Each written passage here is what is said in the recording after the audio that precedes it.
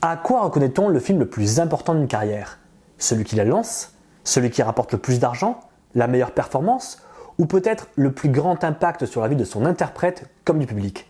Salut à tous, bienvenue dans Le Rôle de sa vie et aujourd'hui on s'intéresse à...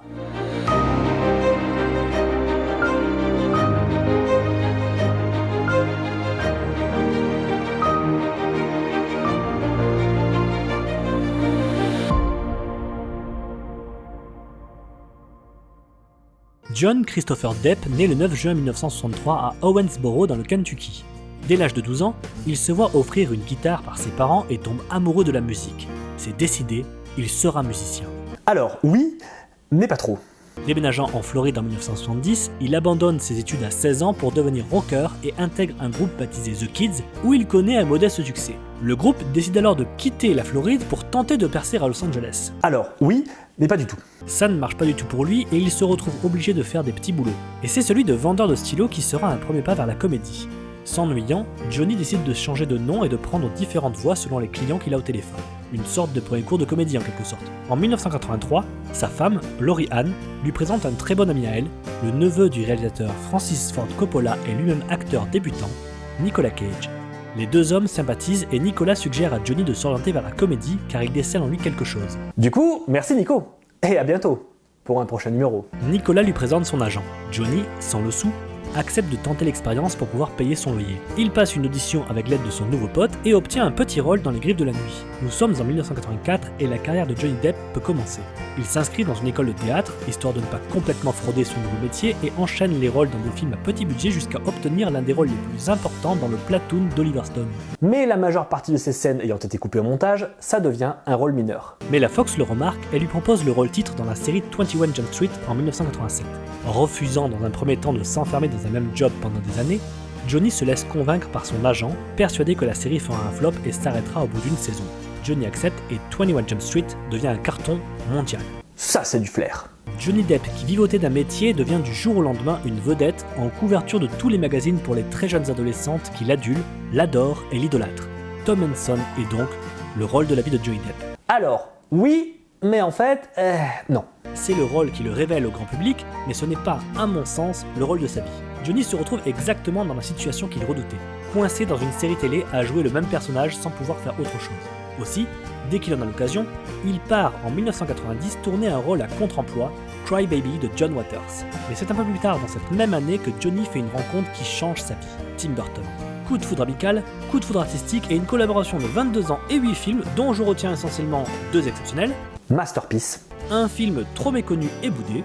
Et très sympa. 4 films sympas ou corrects. Correct. Ou copain. Et un bon gros film de pas ouf. Mais Tim Burton n'est pas le seul à lui offrir des rôles puisque les années 90 révèlent Johnny Depp comme l'acteur des éternels films indépendants, fuyant les blockbusters hollywoodiens comme Dracula ou Speed, Keanu Reeves le remerciera sûrement toute sa vie, pour se concentrer sur des films à moindre budget mais diablement plus inspirants pour le jeune homme dans sa trentaine qui lui permettront de travailler avec bon nombre de réalisateurs de talent comme Emir Kusturica, Jim Jarmusch, Mike Newell, le futur papa de Harry Potter et la Coupe de Feu, Terry Gilliam et Roman Polanski. Il joue aussi dans d'autres films comme Dans le désordre, Benny and Joon, Don Juan de Marco, Meurtre en suspens, Intrusion ou Gilbert Grape, que personnellement j'adore.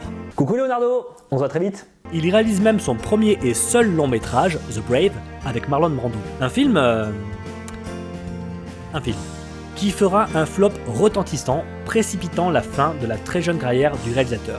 Mis à part ça, les années 90 sont une excellente décennie pour Johnny.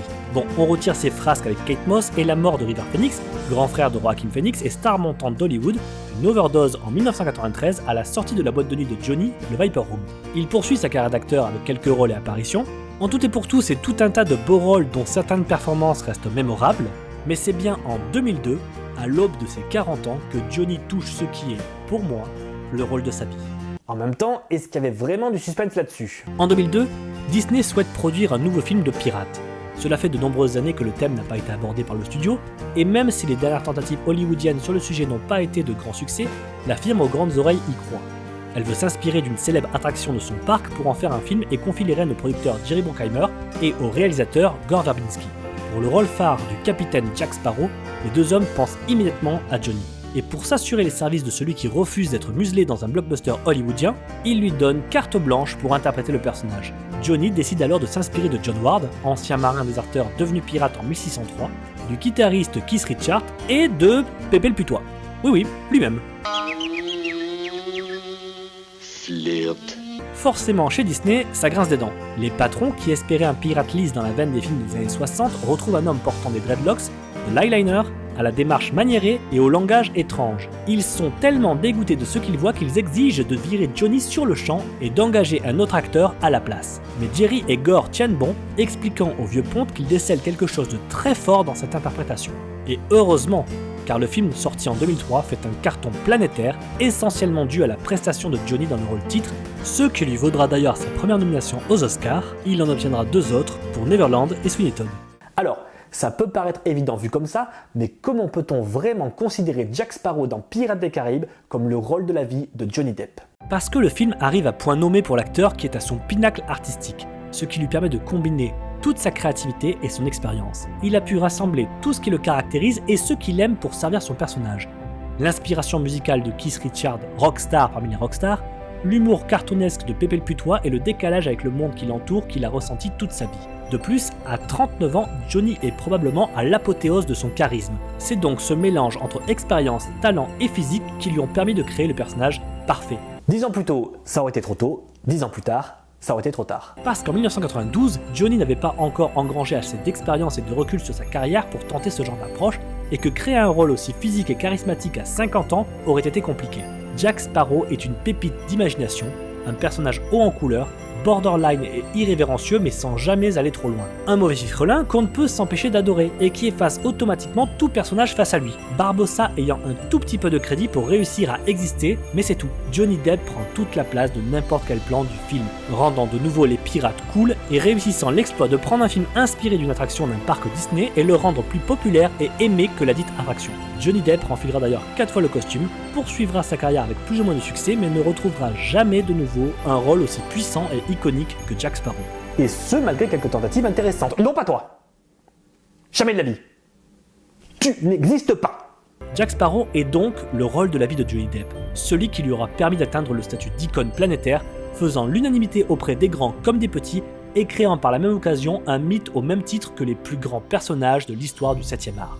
Voilà, ceci conclut le premier épisode de ma nouvelle émission. N'hésitez pas à me dire en commentaire si vous avez aimé et n'hésitez pas aussi à me suggérer quelques noms d'acteurs que je pourrais traiter prochainement. Et nous on se retrouve très bientôt pour un prochain numéro. Salut!